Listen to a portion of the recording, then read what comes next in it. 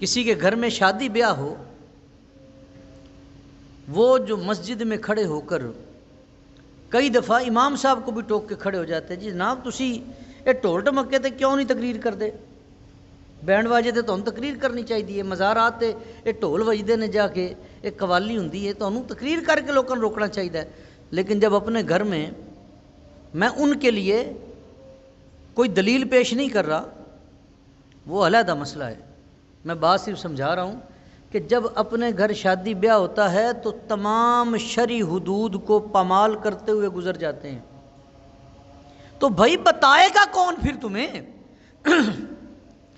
جس مرضی بندے کو، چھوٹے بچے کو کھڑا کریں یا بڑے کو، کسی سے پوچھیں کہ کیا گھر میں ناچ گانا درست ہے؟